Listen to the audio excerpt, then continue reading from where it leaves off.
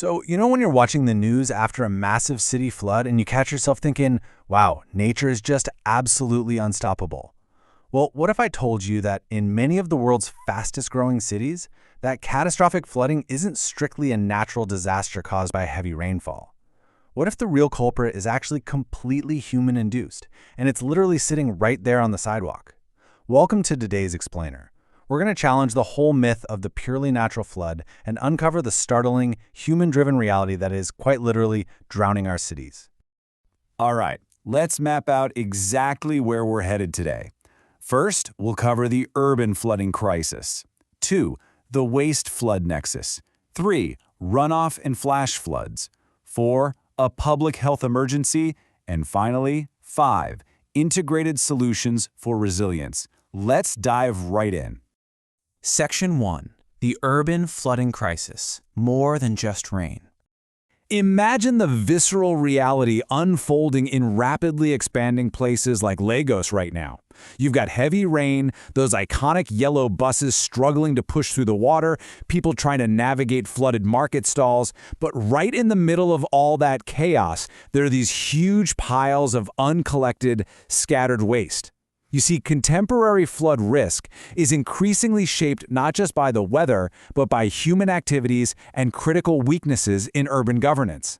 As these cities expand, bringing in higher population densities and skyrocketing consumption, the lack of proper waste collection creates this immense, almost unbearable pressure on local infrastructure. Section 2. The Waste Flood Nexus, Anatomy of a Disaster. Let's define exactly what's going on here. We call it the waste flood nexus. It's essentially a compounding cycle where inadequate solid waste management totally obstructs our drainage systems. This artificially amplifies urban flooding and consequently escalates public health risks. The crucial paradigm shift we need to make here is realizing that poor waste management isn't just a localized eyesore or some secondary environmental issue. It is a central, driving force behind these incredibly destructive flooding events. And if you just walk down the street, you see this relatable reality everywhere. Plastics, food packaging, construction debris, household refuse, it all just accumulates in the gutters. Because things like plastic are so durable and lightweight, they're super easily transported by a gust of wind or a bit of stormwater, straight into our drainage systems. And honestly, this is exactly where the disastrous chain reaction kicks off. A rainfall event that might normally be completely manageable is suddenly transformed into a destructive flood, all because a few lightweight plastic bottles hijack the water's only escape route. So what are the invisible mechanics at play here? Well, clean stormwater naturally wants to flow straight through underground drains. It's built to do that. But when it hits a massive wall of accumulated waste, it suddenly has nowhere to go. The trash essentially chokes the pipe, which drastically reduces the area available for the water to flow. So it's forced to bounce back up, pushing straight out of the drain, spilling over onto the roads, into family compounds, and rushing through commercial markets. To really wrap our heads around the scale of this, let's look at a very specific number, 222. According to a 2017 study by Ojalovo and Wahab, focusing on the Lagos metropolis, researchers identified exactly 222 distinct points where municipal solid waste was directly blocking drainage channels. That's not just a rough estimate. It highlights a statistically significant association between waste indicators and urban flooding. The trash literally is the blockade. And this problem scales up incredibly fast. Local gutters eventually have to discharge into larger canals, wetlands, or rivers, right? But when those receiving channels are also being treated as dump sites, all that waste combines with sediment and overgrown vegetation to create what are basically semi-permanent dams. This drastically shrinks the hydraulic capacity of entire rivers. It causes water to back up miles upstream, extending the painful duration of waterlogging long after the rain has actually stopped. Section 3. Runoff and flash floods, when water has nowhere to go. Think about the sheer volume of fast-moving water washing over huge roadside garbage piles. When uncollected waste is just dumped on open spaces or undeveloped land, it physically covers the soil surfaces. It acts like a giant artificial barrier that severely limits natural soil infiltration. So instead of the earth naturally absorbing the water like a sponge, the waste obstructs those minor natural channels and violently redirects massive volumes of water straight toward built-up, heavily populated areas. This is how the escalation happens. Normal surface runoff hits a zone where the earth is completely suffocated by compacted waste.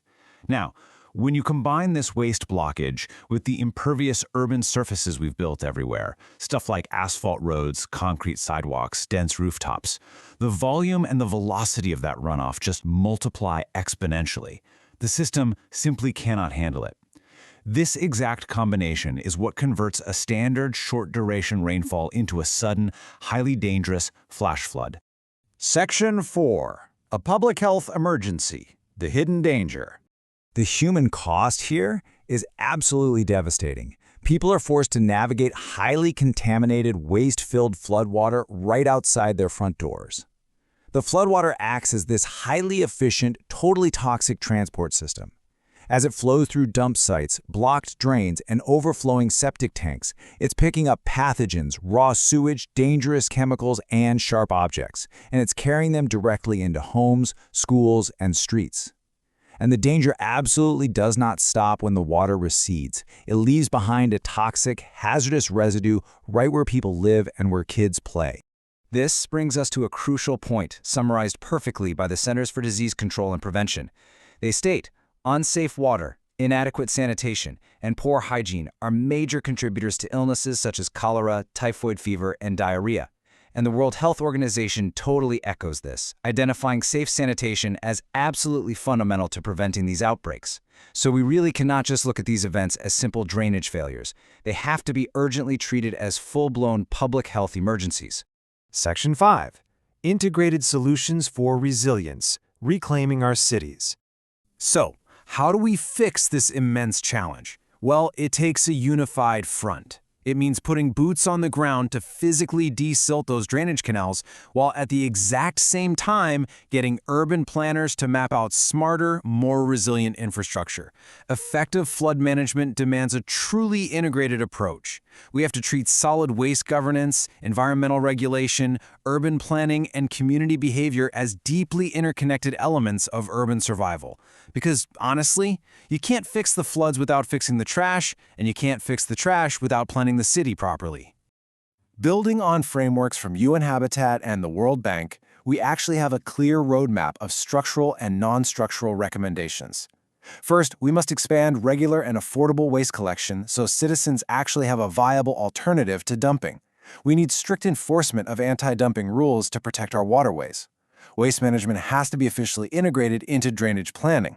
We've got to mobilize climate finance to upgrade these fragile systems. Promoting recycling and a circular economy will help reduce the sheer volume of waste we're dealing with. Routine canal desilting before the rainy season hits is just non-negotiable. And finally, investing in targeted public education so every single citizen understands exactly how their personal household disposal impacts the entire city's drainage. I want to leave you with this final provocative thought. If our trash dictates the severity of our floods, if a single discarded plastic bottle is literally the difference between a minor puddle and a massive public health disaster, are we prepared to completely redesign our waste habits before the next storm hits?